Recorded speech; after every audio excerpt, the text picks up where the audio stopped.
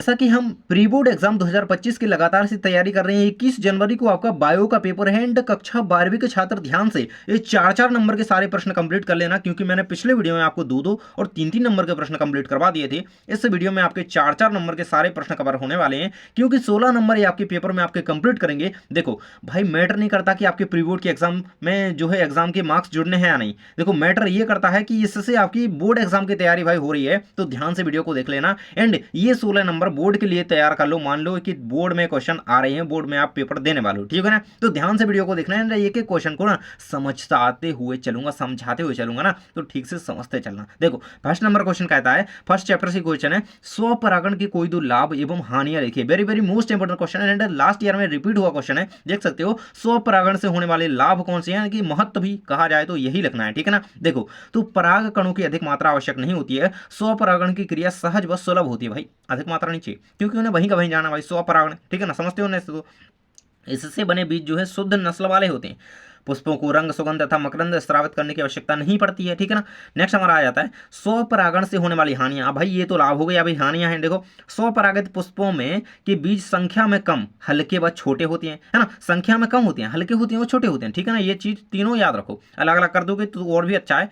अच्छे व स्वस्थ पौधों का सम्मिश्रण नहीं हो पाता है ना। नेक्स्ट हमारा, इन पौधों में केवल एक ही पौधे के गुण होते हैं, इस परागण से उत्पन्न हुए पौधे दुर्बल व अस्वस्थ होते हैं। ये भी लिख सकते हैं कि इनमें विकास की संभावना बहुत कम होती है, क्योंकि यार ये उसी पौधे से बने होते हैं, ठीक है ना। नेक्स्ट हमारा द्वि निषेचन क्या है भाई, इसका महत्व लिखिए। Very very most important question है, इसको आंसर के साथ याद कर लेना। देखो भाई, डबल फर्टिलाइजेशन क्या होती है, पुष्पीय पौधों की पराग नलिका में प्रजनन केंद्रक, है ना।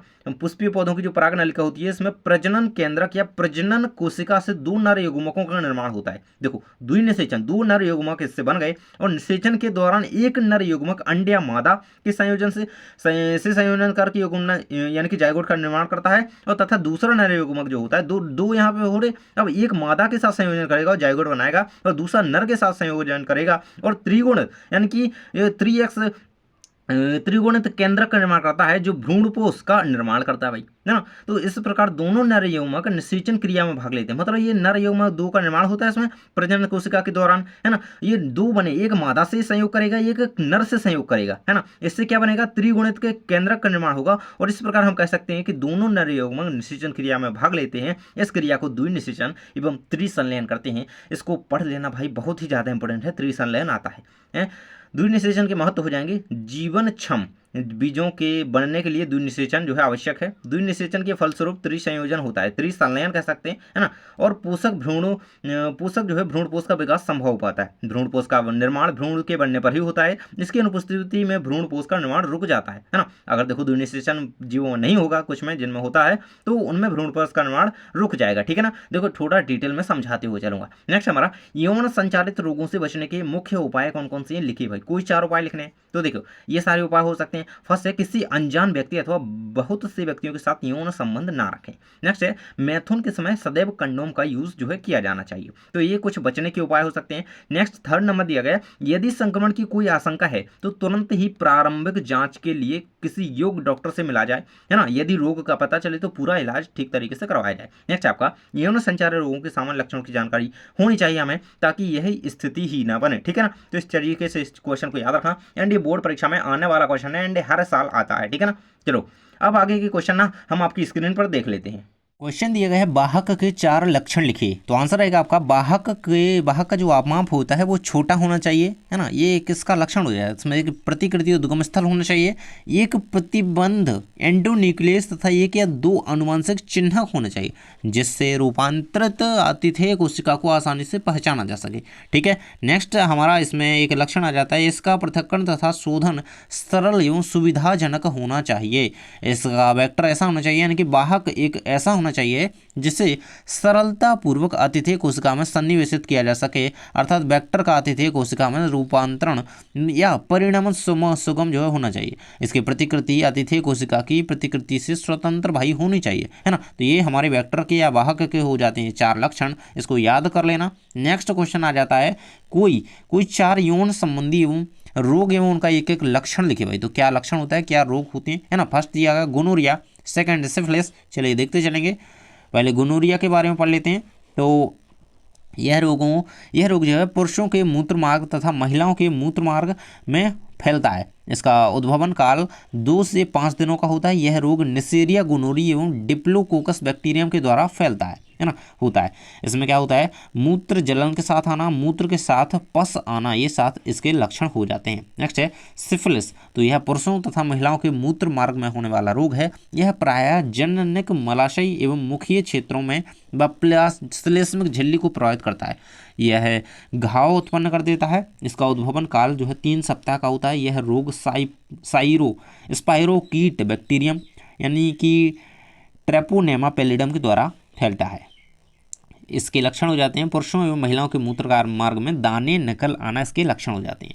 नेक्स्ट है आपका जननांग की हर्पीस। यह रोग विषाणु हर्पीस सिम्प्लेक्स के द्वारा होता है। यह विषाणु पुरुषों के शिश्न एवं स्त्रियों के योनि छिद्र एवं योनि में संक्रमण को फैलाता है। पुरुषों एवं महिलाओं के जननांगों में अत्यधिक दर्द होना तथा स्त्रियों में योनि छिद्र एवं योनि में छाले पड़ जाना इसके प्रमुख लक्षण है। एड्स, तो इसका पूरा नाम एक्वायर्ड इम्यूनोडेफिशिएंसी सिंड्रोम होता है, जो HIV के द्वारा फैलता है। प्रतिरक्षा तंत्र इसके द्वारा प्रभावित होता है ना, एंटीबॉडी। नेक्स्ट हमारा आ जाता है पारिस्थितिक पिरामिड। भाई क्या होता है, ये कितने प्रकार के होते हैं समझाइए, तो इसको समझ लेना है यहाँ पे। पारिस्थितिक पिरामिड जो होता है किसी पारिस्थितिक तंत्र में किसी खाद्य श्रृंखला के विभिन्न पोषण स्तरों की संख्या जो होती है, जीव भार एवं संचित ऊर्जा का आलेखी निरूपण जो है पारिस्थितिक पिरामिड कहलाता है। 3 प्रकार के प्रमुखतः होते हैं। तो फर्स्ट दिया गया जीव संख्या का, दूसरा जीव भार का, तीसरा ऊर्जा का। इसमें बात ही नहीं की करा जा रही है, यहाँ पे देख सकते हो आप यहाँ पे, है ना। तो जीव संख्या का पिरामिड जो होता है उत्पादक, प्राथमिक, द्वितीयक एवं तृतीयक उपभोक्ताओं की संख्या को प्रदर्शित करता है। और जीव भार का पिरामिड किसी पारिस्थितिक तंत्र के उत्पादकों तथा विभिन्न स्तर के उपभोक्ताओं के भार को बोध कराता है।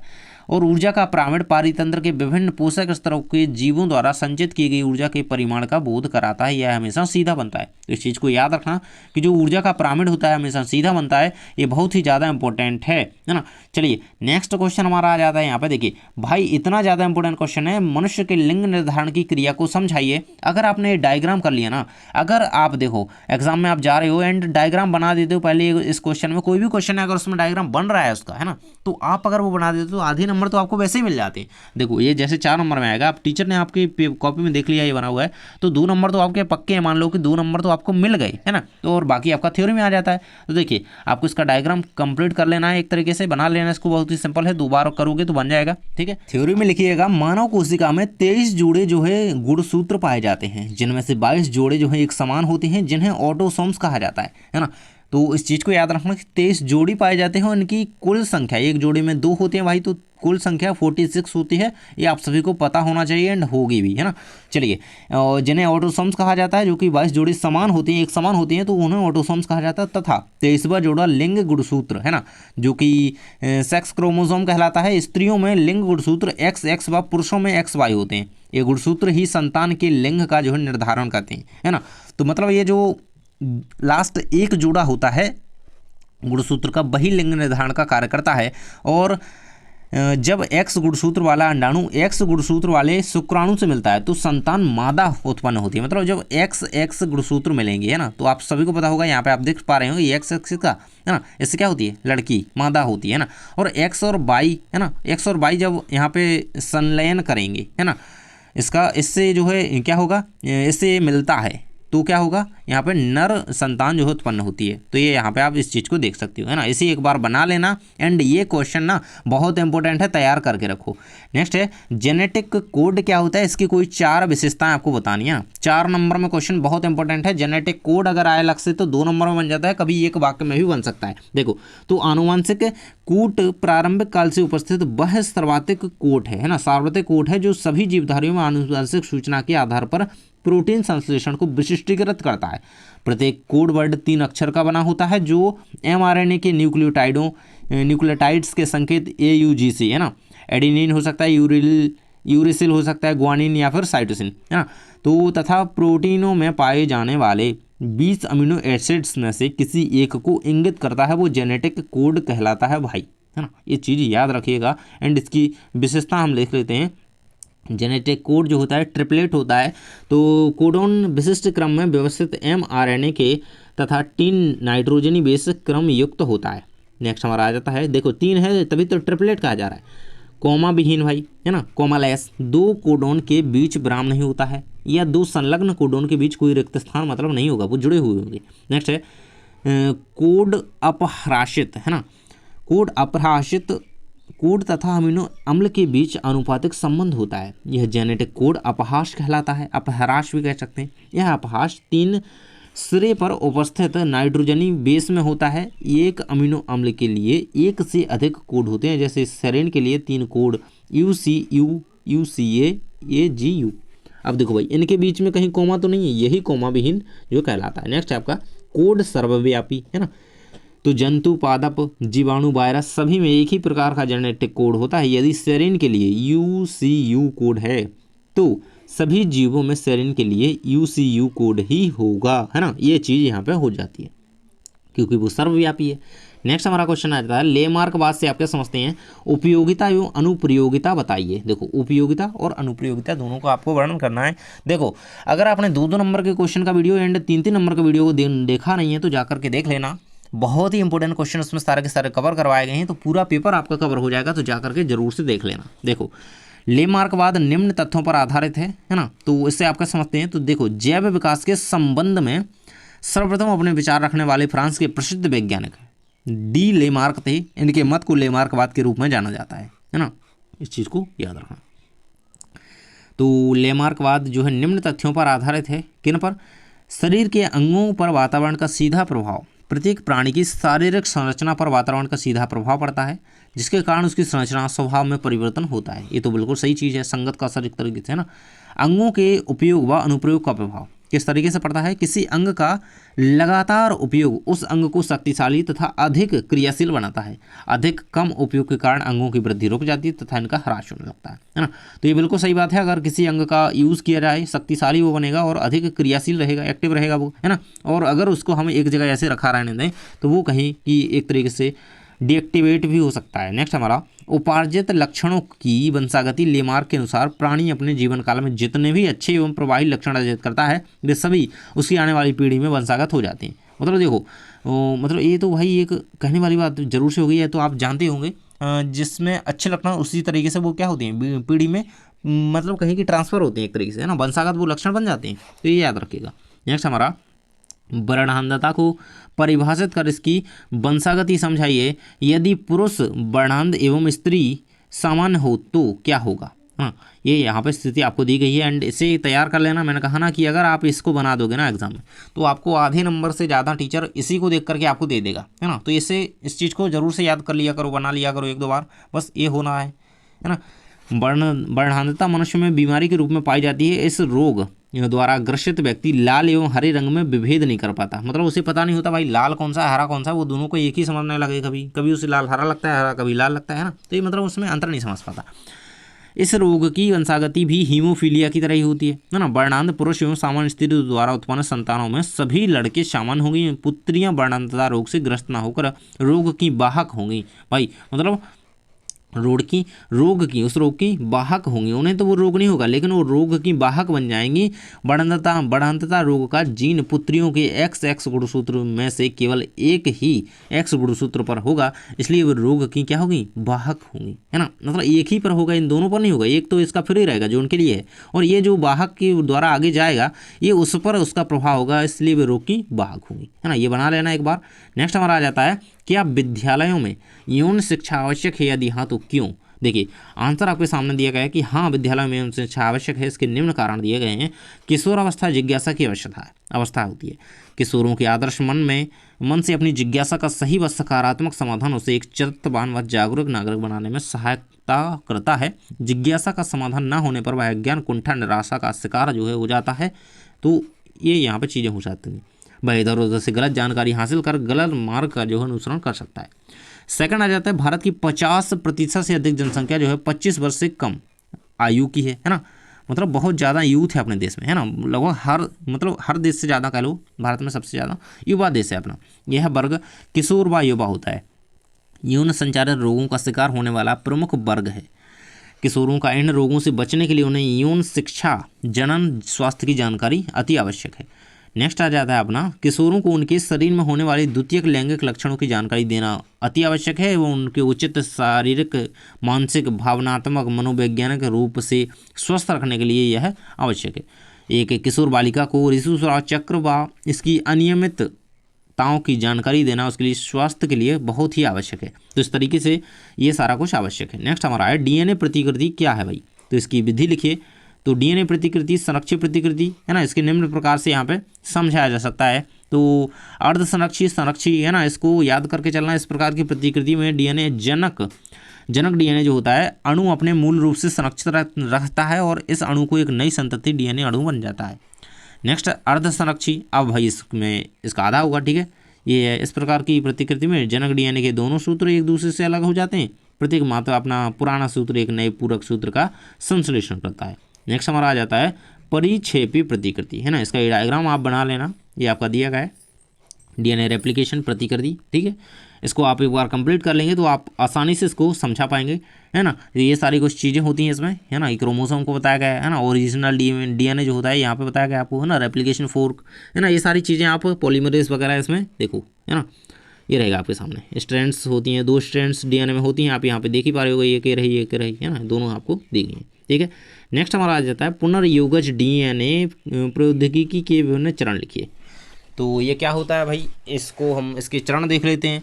तो आरडीएनए के उत्पादन हेतु सर्वप्रथम वांछित डीएनए का चयन करना आवश्यक होता है। इसे सामान्यतः विजातीय अथवा लक्ष्य डीएनए कहा जाता है। इसमें लक्ष्य डीएनए का शोधन कर शोधित डीएनए प्राप्त किया जाता है और प्रतिबंध एंडोन्यूक्लिएज एंजाइमों की सहायता से शोधित डीएनए से वांछित डीएनए खंड को पृथक करते हैं।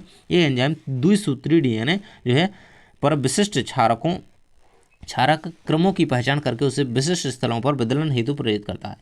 एंड ये थर्ड पॉइंट आपका इसका दिया गया है, चयनित डीएनए को एक क्लोनिन वाहक, क्लोनिंग जो वेक्टर होता है इसे जैसे प्लाज्मिड में सन्निविष्ट करके एक पुनर्योजी या काइमेरिक का निर्माण जो है ये करता है। अगला आ जाता है हमारा, किसी उपर्युक्त आतिथेय जैसे जीवाणु में पुनर्योजी वाहक जो होगा को सन्निवेशित करता है, इंट्रोड्यूस कराता है उसको, है ना। तो ये चीज़ याद कर लेना। एंड ये चारों आपके पुनर्योगज डीएनए के जो है कहीं की प्रौद्योगिकी के चरण दिए गए हैं। नेक्स्ट क्वेश्चन आपका जाता है प्लाज्मिड्स के प्रकार को समझाइए भाई, बहुत ही इंपॉर्टेंट क्वेश्चन है। प्लाज्मिड क्या होता है ये हमने 2 नंबर के क्वेश्चन में देखा था, वीडियो देख लेना। एक प्रतिलिपि प्लाज्मिड, एक बहुप्रतिलिपि प्लाज्मिड, है ना, ये दोनों हैं। तो एफ कारक या लिंग कारक, आर कारक या औषधि प्रतिरोधक कारक। तो एफ कारक यह वे प्लाज्मिड्स होते हैं जो जीवाणु में संयुग्मन के लिए उत्तरदायी होती हैं। यह वे प्लाज्मिड हैं जो जीवाणु में औषधियों के प्रतिरोधक क्षमता को विकसित करते हैं। नेक्स्ट है कॉल कारक या कोल्सिन प्लाज्मिड्स। ये वे प्लाज्मिड होते हैं जो जीवाणु में बैक्टीरियोसिन के निर्माण के लिए उत्तरदायी होते हैं। तो आनुवंशिक रूप से रूपांतरित जीएम जो फसलें आपने के बारे में पढ़ा हो, जीएम फसलों को परिभाषित कीजिए, उसके कोई 3 लाभ लिखिए भाई, है ना। आनुवंशिक रूप से जीएम फसलों के बारे में आपको बताना है तो और इसका लाभ भी लिखना है। देखिए, तो जीएम फसलें ऐसी फसलें होती हैं जिनमें अन्य प्रजातियों के उपयोगी जीन पाए जाते हैं तथा जिन्हें आनुवंशिक अभियांत्रिकी की सहायता से प्रविष्ट कराया जाता है। उन्हें ट्रांसजेनिक फसलें, आनुवंशिक रूप से रूपांतरित फसलें भी कहा जाता है ना, जीएम फसलें, है ना। इस चीज़ को याद रखना बहुत इंपॉर्टेंट है। इन फसलों को जेनेसिस विधि द्वारा पुनर्योगज डीएनए तकनीक की सहायता से तैयार किया जाता है। आनुवंशिक रूप से रूपांतरित फसलों के लाभ क्या रहेंगे भाई, तो ये रहेंगे आपका फर्स्ट दिया गया, आनुवंशिक रूप से रूपांतरित फसलें फसलीय पौधों में वांछित फिनोटाइप लक्षण उत्पन्न करती हैं। ट्रांसजेनिक जो फसलों में विशिष्ट जैव रासायनिक पथ वाले उत्पादों का जो है इसमें संश्लेषण होता है। इन फसलों में से पूर्व से उपस्थित जीन की अभिव्यक्ति को रोकने में सहायता मिलती है। इस चीज़ को याद करो। नेक्स्ट हमारा क्वेश्चन आ जाता है, मनुष्य में जीवाणुओं द्वारा फैलने वाले किन्हीं 4 रोगों के नाम, कारण व 2 लक्षण लिखिए। तो हैजा एक ऐसी बीमारी है, यह विब्रियो कोलोरी नामक जीवाणु के तहत कारण अगर हम गंदा जल पिएंगे, है ना, और खराब भोजन करेंगे तो इसके द्वारा हमें हैजा हो सकता है ना। बार बार उल्टी एवं दस्त होना इसके लक्षण है। चक्कर आना तथा पानी की कमी होना शरीर में इसके लक्षण हो जाते हैं। नेक्स्ट है टाइफाइड यानी कि मोती झरा जैसे कहते हैं। यह लोग साल्मोनेला, है ना, जो मोती झरा रोग होता है वो साल्मोनेला टाइफी जीवाणु यानी कि इस बैक्टीरिया के द्वारा होता है। इस चीज़ को याद रखना, कौन किसके द्वारा होता है। ये हैजा जो है विब्रियो कोलेरी के द्वारा हो रहा है और ये साल्मोनेला टाइफी के द्वारा होता है ये टाइफाइड, है ना। ये चीज़ को याद रखना। ये भी दूषित जल तथा भोजन के कारण होता है। पूरे शरीर में तीव्र दर्द के साथ उल्टी होती है, चक्कर, सर दर्द, खांसी वगैरह की शिकायतें किसमें, टाइफाइड में आती हैं, है ना। रोगी को बहुत तेज बुखार होता है, जैसे कि 101 डिग्री सेल्सियस तक, सेल्सियस नहीं 101 डिग्री फ़ारेनहाइट तक वो पहुंच सकता है। यह बुखार दिन की अपेक्षा रात में अधिक तेज हो जाता है। न्यूमोनिया, ये रोग क्या होता है, निमोनिया भाई डिप्लोकोकस न्यूमोनी बैक्टीरिया के द्वारा फैलता है। इसमें सर्दी जुकाम ऐसी समस्याएं आती हैं और बुखार का जो है बना रहता है, हल्का हल्का बना रहता है, कभी तेज भी हो जाते हैं। क्षय रोग यानी कि टीबी, टीबी जो है माइकोबैक्टीरियम ट्यूबरकुलोसिस के कारण हवा द्वारा फैलता है ना। लगातार वजन कम होना और सांस लेने में तकलीफ होना, है ना। मतलब अगर कोई संक्रमित व्यक्ति है जिसे क्षय रोग यानी कि टीबी है और अगर आप उसके आसपास जाते हैं तो वो हवा द्वारा फैलने वाला रोग है एंड ये आपको हो सकता है ना। ये माइकोबैक्टीरियम ट्यूबरकुलोसिस कहलाता है एंड ये लगातार इसमें वजन जो है कमता जाता है, व्यक्ति कमज़ोर हो जाता है, सांस लेने में जो है इसमें तकलीफ होने लगती है। नेक्स्ट हमारा आ जाता है नर युग्मकोद्भिद एवं मादा युग्मकोद्भिद में कोई 4 अंतर लिखिए। तो ये आपका दिया गया है मेल गेमेटोफाइड एंड फीमेल गेमेटोफाइड। तो यहाँ पे आपके सामने अंतर रहेंगे। फर्स्ट अंतर दिया गया है नर युग्मकोद्भिद की प्रथम कोशिका परागकण है। इसमें क्या है, प्रथम कोशिका क्रियाशील मेगास्पोर है। परागकणों का निर्माण परागकोश में होता है। इसमें कहाँ, अंडाशय में होता है। देखिए मादा में कहाँ पे, अंडाशय में हुआ। नर युग्मकोद्भिद में परागकोश में हो रहा है। नर युग्मकोद्भिद में नर युग्मक बनते हैं, इसमें मादा युग्मक बनते हैं, है ना। नेक्स्ट है यह परागकण के द्वारा 2 नर युग्मकों का निर्माण करता है। इसमें क्या होता है, केवल एक अंड का निर्माण होता है, ठीक है। नेक्स्ट है क्लोनिंग वाहक भाई क्या होते हैं, इसके 4 लक्षण लिखने हैं। तो भाई क्लोनिंग वाहक या वेक्टर्स वे डीएनए के अणु होते हैं जो क्लोन किए जाने वाले डीएनए इंसर्ट के लिए वाहक का कार्य करते हैं। वेक्टर्स किसी उपयुक्त आतिथ्य कोशिका में स्व प्रतिकृति यानी कि सेल्फ रेप्लिकेशन कर सकते हैं, जिसके लिए इनमें डीएनए प्रतिकृति उद्गम स्थल पाया जाता है ना। तो इस चीज़ को याद रखना। इसके लक्षण देख लेते हैं भाई। इसके लक्षण दिए गए हैं। वाहक का माप छोटा होना चाहिए। इसमें एक प्रतिकृति उद्गम स्थल, एक प्रतिबंध एंडोन्यूक्लियस तथा 1 या 2 आनुवंशिक चिन्हक होने चाहिए, जिससे रूपांतरित आतिथ्य कोशिका को आसानी से पहचान सकें। इसका पृथक्करण तथा शोधन सरल एवं सुविधाजनक होना चाहिए, है ना। ये चारों लक्षण आपको इसके पढ़ लेने हैं, ठीक है। नेक्स्ट आपका डीएनए फिंगरप्रिंटिंग, डीएनए अंगुली छापन भाई क्या है, इस पर टिप्पणी आपको लिखनी भाई। इस पर जितना आता है टिप्पणी आए कभी किसी की, तो उसके जितना आपको आता है उसका अच्छा बांट दो, है ना। तो एक तरीके से लिखना, लेकिन अच्छे शब्दों का यूज़ करते हुए। देखो यह तकनीक व्यक्तियों में डीएनए स्तर पर पाई जाने वाली विभिन्नताओं की पहचान करने की तकनीक होती है। डीएनए फिंगरप्रिंटिंग इनमें किन्हीं 2 व्यक्तियों के डीएनए अनुक्रमों की तुलना करने का एक त्वरित, सरल, प्रमाणिक व विश्वसनीय उपाय है। याद रखना डीएनए देखो लक्षणों का त्वरित, सरल, प्रमाण करना है हमें, है ना। विश्वसनीय 2 व्यक्तियों के बीच क्या होता है, अनुक्रमों की तुलना करनी है, तो डीएनए अंगुली छापन का उसमें यूज किया जाता है। एंड इस सिद्धांत में व्यक्तियों में वेरिएबल नंबर रैंडम रिपीट, है ना, ये VNTR इसको याद रखना, ये बहुत इंपॉर्टेंट है ये, है ना। ये यही है वेरिएबल नंबर रैंडम रिपीट, है ना।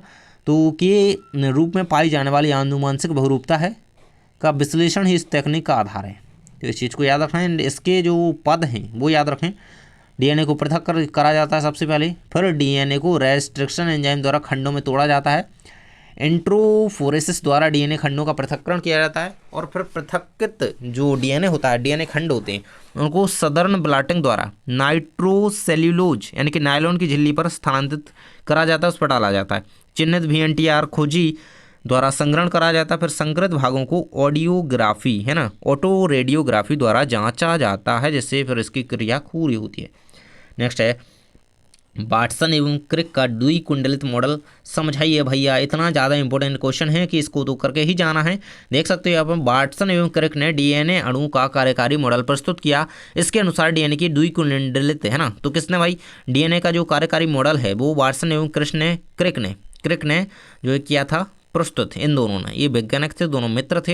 यहाँ पे आप देख सकते हो इसकी संरचना, वाटसन एवं क्रिक के जो डीएनए मॉडल की संरचना को इस तरीके से आप बना सकते हैं। ये रहेगा डीएनए का स्ट्रक्चर आपके सामने बताया गया है ना। तो ये रहेगा आपके सामने पूरा का पूरा, है ना। ये डीएनए को यहाँ पर समझाया गया है एंड इसमें क्या क्या है, न्यूक्लियोटाइड्स के बारे में पूरा का पूरा समझाया गया है ना। और इसमें क्या ये नाइट्रोजन क्षार बताए गए, थाइमिन हो गया आपका, है ना, एडेनिन हो गया, साइटोसिन हो गया, गुआनिन हो गया, है ना। सारे के बारे में यहाँ पे पूरा का पूरा आपको बताया गया है ना। तो इन्हें आप समझ सकते हो, ये पूरा का पूरा यहाँ पे दिया गया है। इसको 1-2 बार तैयार कर लेना, ये आपके लिए बहुत ही ज़्यादा इंपॉर्टेंट साबित होगा। और इसके कुछ चरण लिखना चाहें तो लिख सकते हैं यहाँ पे डीएनए अणु 2। अब देखो आपने अगर डायग्राम बना लिया तो आप उसे देख करके आसानी से लिख सकते हो। डीएनए अणु दो अवयवों का या फिर कहें कि दो स्ट्रैंड्स का बना होता है जो अक्ष के चारों ओर सर्पलाकार क्रम में कुंडलित रहते हैं। दोनों श्रृंखलाएं विपरीत दिशा में कुंडलित होती हैं और दोनों वलयक में अनेक न्यूक्लियोटाइड श्रृंखलाबद्ध रहते हैं। इस तरीके से होता है ना, ये देखो विपरीत हैं दोनों के, है ना, विपरीत हैं। और ये दो स्ट्रैंड्स में एक कह लो, ये दो कह लो, है ना, और दोनों न्यूक्लियोटाइड श्रृंखलाबद्ध होते हैं भाई, है ना, दोनों में न्यूक्लियोटाइड्स होंगे। नेक्स्ट है आपका प्लाज्मिड डीएनए व गुणसूत्रीय डीएनए में कोई 4 अंतर लिखना है। तो प्लाज्मिड डीएनए और गुणसूत्रीय डीएनए आकार में छोटा होता है, जीनों की संख्या भी कम होती है। आकार में बड़ा होता है, जीन संख्या जो है अधिक होती है इसमें, है ना, मतलब जीन संख्या दोनों में ही अधिक होती है, मतलब इसमें ज़्यादा होती है, गुणसूत्रीय में ज़्यादा होती है, इसमें कम होती है प्लाज्मिड में, है ना। और ये आकार में छोटा, ये बड़ा होता है, ठीक है, दोनों विपरीत हैं। एक अलग अलग अंतर इसका लिखना चाहो तो लिख सकते हो कि ये आकार में बड़ा होता है, ये आकार में छोटा होता है प्लाज्मिड, और गुणसूत्रीय आकार में बड़ा होता है। सेकंड अंतर में लिखना चाहो तो इसमें जीनों की संख्या कम होती है और इसमें जीनों की संख्या अधिक होती है ना, इस तरीके से भी। नेक्स्ट है आपका जीवाणु के जीवित रहने हेतु आवश्यक नहीं होता है ना, मतलब प्लाज्मिड डीएनए जरूरी नहीं है जाता है, संख्या में 1 से सैकड़ों तक होती हैं और जीवन जीने के लिए आवश्यक होता है भाई। गुणसूत्री डीएनए तो चाहिए ही चाहिए, है ना, जीवाणु में केवल एक गुणसूत्र जो है पाया जाता है। एंटीबायोटिक प्रतिरोधकता जीन उपस्थित होती है, एंटीबायोटिक प्रतिरोधक जीन का इसमें अभाव होता है ना। ये दिए गए आपके 4 अंतर, चारों को कंप्लीट कर लेना। नेक्स्ट हमारा दिया गया है डीएनए तथा आरएनए में अंतर लिखिए। इसको कर ही लेना भाई, क्योंकि ये क्वेश्चन जो है आने वाला है आपका। एक तो नाम के आधार पर अंतर हो जाएगा, एक संरचना में स्ट्रैंड्स के आधार पर हो जाएगा कि संरचना में एक स्ट्रैंड्स का होता है, इसमें 2 स्ट्रैंड होती हैं डीएनए में, और आरएनए में केवल एक ही होती है ना। एक नाम के आधार पर डीएनए का पूरा नाम क्या है, डीऑक्सीराइबोन्यूक्लिक एसिड। आरएनए का पूरा का नाम क्या है, राइबोन्यूक्लिक एसिड। डीएनए का यह केंद्रक में गुणसूत्र के साथ तथा माइटोकॉन्ड्रिया एवं क्लोरोप्लास्ट में भी पाया जाता है। यह कोशिका द्रव्य में पाया जाता है तथा कम मात्रा में केंद्रक तथा गुणसूत्र में से संबंधित होता है। डीऑक्सीराइबोस शर्करा पाई जाती है, इसमें राइबोस शर्करा पाई जाती है, इसके नाम से ही पता चल रहा है, ठीक है। नेक्स्ट हमारा आ जाता है डीएनए एक प्रकार का होता है, आरएनए 3 प्रकार के होते हैं, एमआरएनए, आरआरएनए, टीआरएनए, है ना। आरआरएनए है बीच वाला, है ना, आर है, ठीक है, आर ATMRT है, ठीक है, 80 है सी वाला। और डीएनए में एडेनिन, ग्वानिन, साइटोसिन एवं थाइमिन होते हैं और इसमें थाइमिन के स्थान पर यूरेसिल पाया जाता है। सबसे बड़ा अंतर है ना, तो इस चीज़ को याद रखना। चलिए नेक्स्ट, अब भाई इसे आप अगर इसके आधार पर समझना चाहो तो यहाँ पे देख सकते हो इसमें क्या है, साइटोसिन है, ग्वानिन है, एडेनिन है और यूरेसिल है ना, आरएनए में, है ना। अब यहाँ पे यूरेसिल की जगह क्या है, थाइमिन है, देख सकते हो यहाँ पे। बाकी सब सेम है, ये देखो, ये सेम है ना, ऊपर वाले ये तो सेम है ना, ये सेम है। देखो अब केवल इसका अंतर इसमें होता है एंड स्ट्रैंड्स का अंतर ये देख सकते हो, नाम का अंतर देख सकते हो, बस याद रखो, है ना। ये क्या है, डबल हेलिक्स इसमें जो पाया जाता है, इसमें सेकंड सिंगल स्ट्रैंड है। नेक्स्ट हमारा आ जाता है वन्य जीवों के विलुप्तीकरण के कोई 4 कारणों को लिखिए। तो वन्य जीवों के संरक्षण के लिए सरकार की तरफ से किसी भी प्रकार का प्रतिबंध ना होना विलुप्तीकरण का मुख्य कारण है। वनों की कटाई, उद्योगों की स्थापना, है ना, विभिन्न रसायन प्रदूषण का उपयोग, है ना, आदि के कारण वातावरण में परिवर्तन भी कई जीव जैसे मृत घोषित हो रहे हैं, मृत हो रही हैं, ठीक है। नेक्स्ट हमारा आ जाता है मनुष्य सुरक्षात्मक कारणों से कुछ अन्य जीवों को मार देता है, वन्य जीवों को, जिसके कारण ये विलुप्त हो रही हैं। और इसमें दिया कुछ जंतुओं एवं उनके उत्पादों जैसे हाथी दांत, सींग हो गया, मोती आदि को विदेशों में निर्यात करके इनसे काफ़ी मात्रा में धन अर्जित करने के उद्देश्य से लोग जो है इनको ख़त्म करते जा रहे हैं और ये जातियाँ जो है विलुप्त होती जा रही हैं। तो इस तरीके से आपके सारे क्वेश्चन लगभग कंप्लीट हो चुके हैं। एंड जाकर के 2 और 3 नंबर के क्वेश्चन का वीडियो देख लेना ताकि आपकी तैयारी हो सके। और 4 नंबर के कंप्लीट हो ही चुके हैं और इसी तरीके से बोर्ड एग्जाम की तैयारी करनी है, पूरे इंपॉर्टेंट क्वेश्चन तैयार है, पूरी तैयारी करनी है, तो चैनल को सब्सक्राइब कर लेना। थैंक्स फॉर वॉचिंग, मिलते हैं नेक्स्ट वीडियो में, जल्दी से लाइक कर दो।